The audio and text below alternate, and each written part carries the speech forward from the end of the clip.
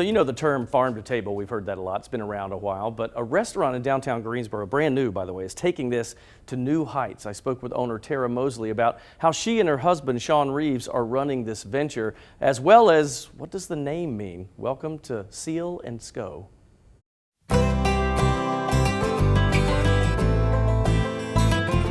Tara, thanks for taking time out. You guys are slammed because you're opening at the end of this week, so I appreciate you taking a break. Tell me a little bit, the first thing that I think of, and I think everybody says, is what is C'ille and Scoe? Like, tell me what the name means. We absolutely love that it's that it's a conversation starter.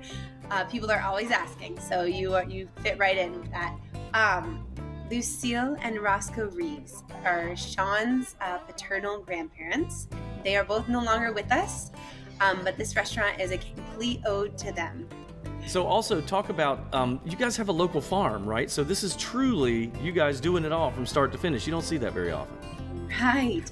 Well, I won't say we're doing it all. We have a lot of people on board that help us out. My parents started looking for 10 to 20 acres. It turned into an unbelievably beautiful 60-acre farm in Brown Summit that we now all reside and campers on. Quite the adventure.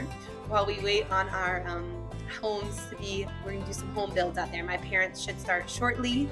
But yeah, he owns, operates. Right now they only have like one other person on staff that comes and helps him with the garden.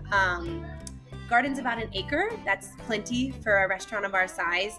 The rest of the farm will be used eventually as a wedding venue. We grow some hay out there right now. We'll have some livestock eventually that we'll hopefully be able to utilize in the restaurant. Yes, it is true farm to table, and then we kind of fill in the gaps with other farms just within the state. Real quick, just tell me what type of food will we see when you guys open this weekend? In 2 words, Southern redefined. So we're showing and teaching people that Southern food doesn't have to be heavy. It doesn't have to be a meat and 2 sides, mashed potatoes, mac and cheese. It can be trendy, it can be eclectic, it can be fresh, it can be healthy. It can still be some of that old comfort, familiarity, right? But in kind of a new light. This is truly unique. I interview a lot of restaurants, but you guys are probably the most unique I've seen in a long time. Good luck this weekend. So she said her father, and she said unbeknownst to any of us, he never said this to us. He said, I've always wanted to have a farm. Oh. So now that he got older, they said, well, let's do all this together. So they bought like 60 acres up off of Highway 150, and they're actually building their homes on the farm. Wow. So her parents and she and her husband are gonna live there. They're gonna farm the land and come down and run that restaurant. And that's right on Elm Street where the old 1618 used to be down there. So it's prime real estate. I think this is a great way just to teach people about different types of foods that are out there, different ways to cook food. I like how she said comfort food doesn't always have to be heavy, and there are other alternatives. You know, Lauren, that was something that stuck with me as well. And I like my comfort food to be heavy. I like it to give me the itis and put me right to sleep. You know what I'm saying?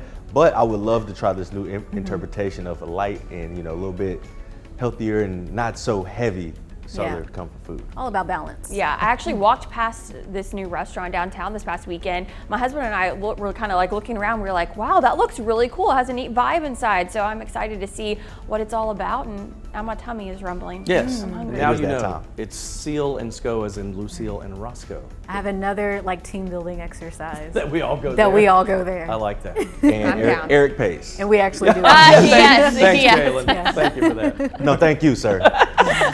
You better wait and see what happens.